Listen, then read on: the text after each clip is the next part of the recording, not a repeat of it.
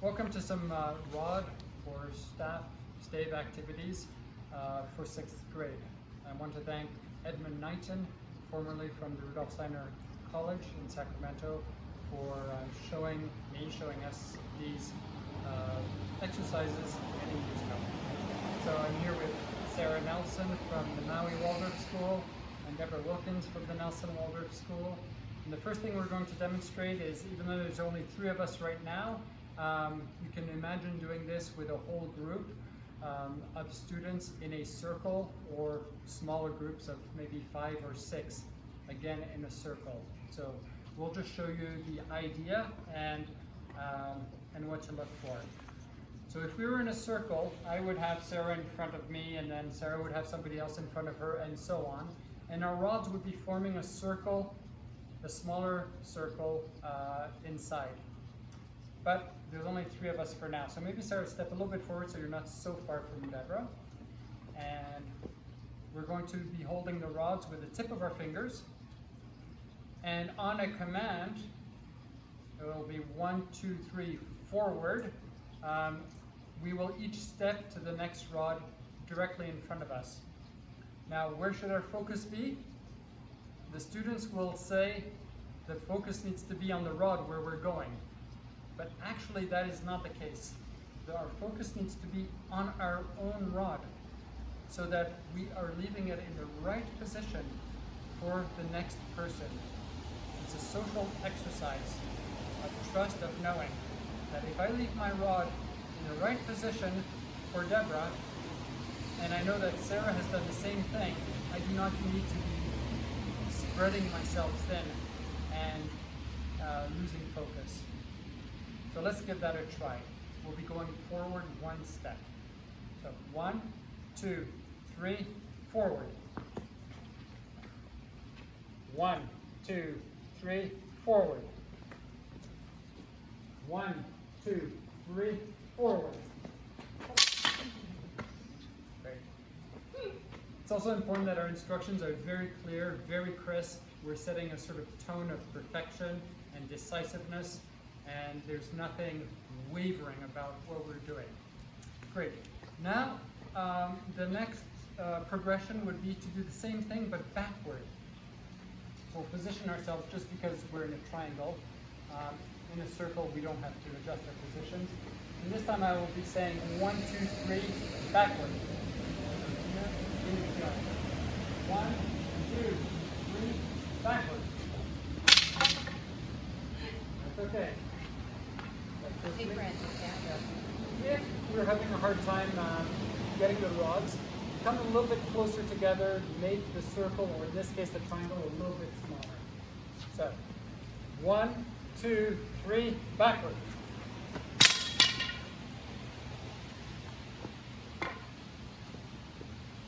One, 2, 3, backward.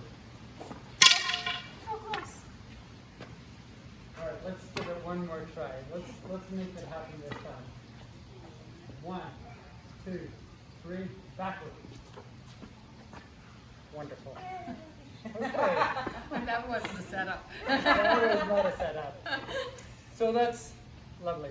Of course, the next level up would be to say 1, 2, 3, forward, but skipping 1. So we cannot demonstrate this here, but what it would mean is that if we were in a circle, let's just form an arc right now, a segment of a circle. So you'll go next to Sarah. Yeah, and let's imagine that we had a much wider circle. If we were to skip 1, that means that I would be going to Deborah's position, right? We won't demonstrate that, but you can imagine. And you can do the same thing backwards. So we'd have to be much closer together to be able to skip forward. So the command, a good command would be 1, 2, 3, skip forward. Or 1, 2, 3, skip backward. And then the next level of this is for the caller not to announce or let the people know what you're going to be doing, so that they wait for the 1, 2, 3, and it could be forward, backward, skip 1, backward, skip 1. that would be the next level. Okay. Let's now move on to another exercise, and this is rod tossing. So I will practice with Sarah to begin with. So in this exercise, in eurythmy classes, if your schools have had eurythmy, we were taught by our eurythmists to throw the rod so that it forms a rainbow arc. In this exercise, we're going to be throwing the rod straight across in a straight line, decisive. So we'll start with just one rod. And safety issue number one is when Sarah holds her hand to the side, it really needs to be to the side, because we do not want to accidentally throw the rod and have the rod maybe hit someone's face. So she's going to be holding her hand to the side, and her thumb is open, so it's clear in case the rod comes, because the rod will come strongly to her.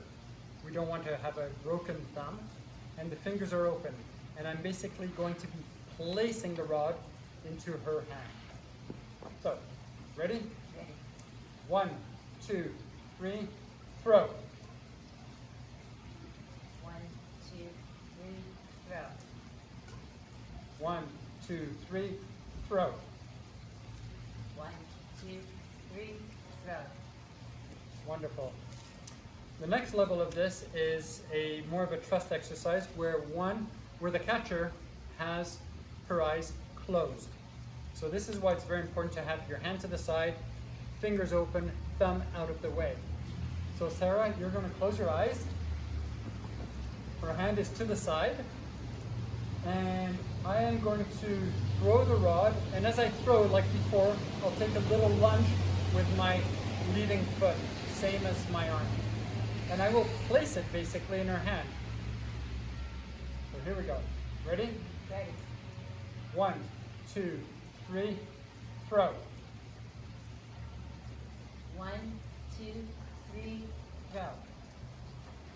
1, 2, 3, throw. 1, 2, 3, throw. Oh, sorry, your eyes were open. I was waiting for you to close your eyes. Okay, try it one more time. Here we go. I know, I peeked. Indecisiveness will get you. So, well, this was great. I'm going to close my eyes. Okay. 1, 2, 3, throw. Oh, sorry, one more time. Okay. I need to stay focused. Here we 1, go. 2, 3, throw. 1, 2, 3, throw. Great. And now I'm going to ask Sarah to demonstrate an activity involving all four people. So I'd like to invite Deborah back in. Alright. Sarah, Alright, so in this exercise, and I'm going to And introduce please.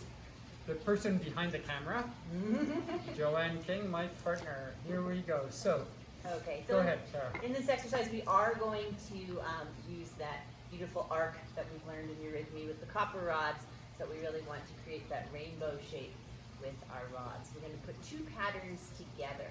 So the first pattern, why don't I do here with Deborah? Okay, and we're going to do just a very simple short, short, long. And long is when you pass it to your partner. So we start in our right hand with the rod firmly in the middle, and we'll go together. Ready? And short, short, long. Short, short, long. Short, short, long. Short, short, long, and stop. So that's the first pattern. The second pattern will be the opposite pattern, and I'll just continue to show here with Deborah. And this time we're going to go long, short, short. So this pattern will be passing first. Ready? And long, short, short. Long, short, short. Long, short, short. Long, short, short. And stop. Now, of course, once you've practiced that quite a bit with your students, you can put those two patterns together. So we're going to bring in Phil and Joanne. And we might want to make a little diamond shape here so that you can see the camera. Good. And so Phil and Joanne are going to do the long, short, short. And the long, short, short obviously goes first because that starts with the pass. And then Deborah and I will start with the pattern that's short, short, long. 1, 2, ready, go.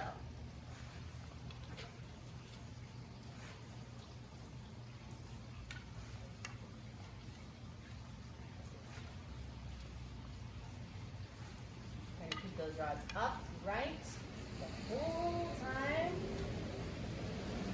1, 2, and stop. Wonderful. Thank you very much. Okay, that was great. Thank you, Joanne. Okay, the last activity we're going to do now is overhead rod toss. So I'm going to demonstrate this time with Sarah. So we start with one rod. And this is something you'll build up with your class, so eventually you have a whole line of students or 2 lines of students. But right now, they will just be practicing level 1 with a thrower and a catcher. And the thrower is going to be throwing overhead, and the catcher is going to give some advice on how the throw can be perfected. Too short, too far, slightly off center, and so on. So let's do that a few times. And the commands, I'll just say the commands as I am throwing. So here we go. And 1, 2, 3. Very good. Actually, perfect first on. Okay, let's try to change that. Okay. If you let me do it, it wouldn't be perfect. And 1, and 2, and 3. Ooh, a little too high. Okay, thank you. Let me try again. And 1, and 2, and 3. A little short. A little short. Okay, let's have Deborah come in now and maybe do it with Sarah. And how about Sarah's the thrower and you'll be the catcher? Okay. Okay, and just get a sense of it. And I'll say the commands. Ready? And so and it goes down. And 1, 2, and then throw. Okay? And 1, 2, throw. That was pretty good. I had to reach a little tiny bit. It was like 3 inches short. Correct. 3 inches. Okay. Not much. And 1, 2, throw. Excellent.